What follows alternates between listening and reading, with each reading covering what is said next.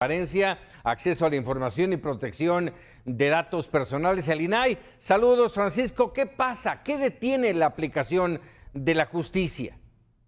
A ver, tocayo, muchas gracias por abrirme la puerta al auditorio.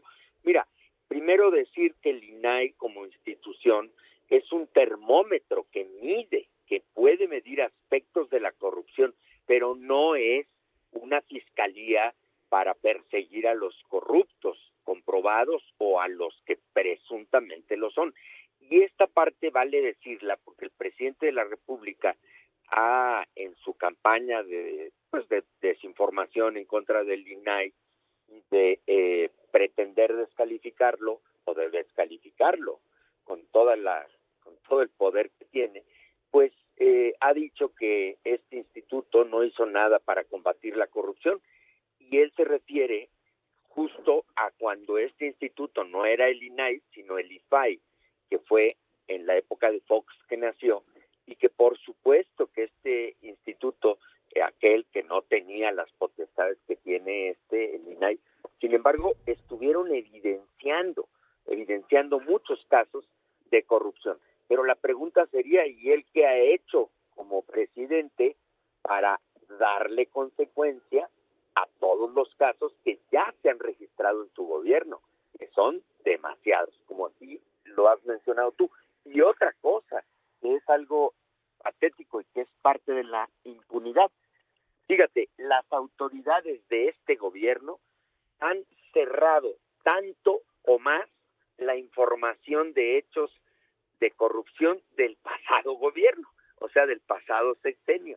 Eso es de verdad, puede parecer naturalmente paradójico, porque tanta diferencia que hay supuestamente entre una administración y otra, y tanta actitud de diferencia y de distancia, pues en caso de Brecht, por ejemplo, la actitud que tuvo la Fiscalía General de la República es peor que la que tuvo la propia PGR de aquel tiempo en el que se empezaron las acciones contra el exdirector de Pemex, Lozoya.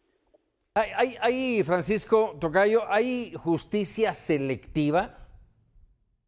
Hombre, pues el problema es que no hay consecuencia, más bien dicho, se inician carpetas de averiguación, se inician averiguaciones previas, como antes se les llamaba, ahora carpetas de investigación, pero no se consignan los jueces. O sea, una pregunta importante sería ver cuántas carpetas de investigación, cuántos expedientes están abiertos. Y yo te puedo asegurar que son cientos, si no miles. Y sí, es cierto, hay unos casos que ya son muy llamativos, que son de exgobernadores, algunos fugitivos, otros atrapados, otros en proceso, pero francamente sigue siendo la pura punta del iceberg. No hay una consecuencia que sobre todo ponga a los principales. No, exacto. No siempre caen los principales o invariablemente no caen los principales. En verdad, ¿cómo es posible atacar corrupción sin pisar callos? Vaya la expresión. Pues sí, porque desgraciadamente aquí es donde se comprueba que no es que sean tan distintas las cepas de la política. Hay una serie de condicionantes que al final de cuentas revelan que no es lo mismo ser candidato y ofrecer una transformación radical de la vida nacional.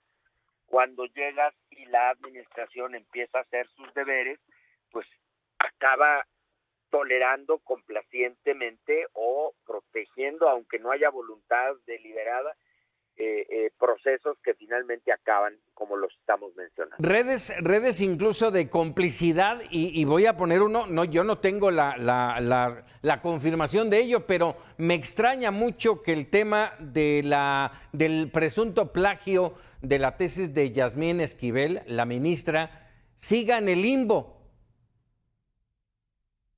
Bueno, mira, aquí yo particularmente me estoy refiriendo en principio en la administración pública del presidente, que a mí fue la que me tocó como comisionado, sobre todo escrutar desde el INAI, y ahí te quedas impactado cuando ves, por ejemplo, todos los casos que rodearon la pandemia, Ujú. con todos los desatinos de Gatell, de López Gatell, primero el embaucar y el mentir sobre cuestiones tan remediales como el cubrebocas, Ujú. descalificando su utilidad, eso también obedece a una lógica que no necesariamente tiene que ser solamente falta de imaginación, que además en un científico que se supone lo es, no podría haber cabido. Era una manera de minimizar el problema, de darle al asunto una connotación, vamos a decir, de otra dimensión, hasta que poco a poco y a contrapelo se fueron dando.